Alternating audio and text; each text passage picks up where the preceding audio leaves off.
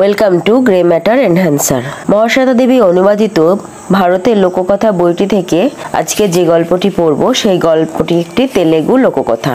গল্পের নাম শুয়োর হয়েই বেঁচে থাকা। শুরু করছি। একদিন এক গুরু যেন এক ঝলকে দেখতে পেলেন পরজন্মে তিনি কি হবেন। প্রিয় শিষ্যকে ডেকে বললেন, গুরু যে এত করেছেন, প্রতিদানে শিষ্য কি দেবে? শিষ্য বলল, গুরু যা করতে বলবেন সে তাই করবে। এ প্রতিশ্রুতি পেয়ে গুরু বলছেন, কি করতে হবে বলছি।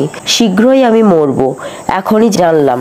মৃত্যুর পর আমি হব শুয়োর। হ্যাঁ, ওই যে শুকরি উঠোনে জঞ্জাল খাচ্ছে, ও এরপর যখন বাচ্চা দেবে আমি জন্ম নেব ওর 4 নম্বর বাচ্চা হয়ে।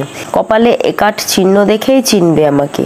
ও বাচ্চা দিলে 4 নম্বর বাচ্চাটাকে চিনবে, তুলে নেবে, ছুরির এক চোপে ওটাকে মেরে ফেলবে। তখন শুয়োর জীবন থেকে আমি মুক্তি পাবো। এ কাজটা করবে তো? শিষ্য বড় দুঃখ পেল, তবে কাজটা করতে রাজি হলো। এসব কথাবার্তার পরে গুরু মারা গেলেন। শুকরির একসঙ্গে 4টে বাচ্চা হলো। একদিন শিষ্য তার ছুরি সানিয়েছে, 4 নম্বর শুয়োর ছানাকে তুলে ধরেছে। ছানাটার কপালে চিহ্নও আছে। ছানার গলায় ছুরি বসাতে যাবে, ছোট্ট ছানাটা হঠাৎ চেঁচাচ্ছে, থামো, মেরো না আমায়।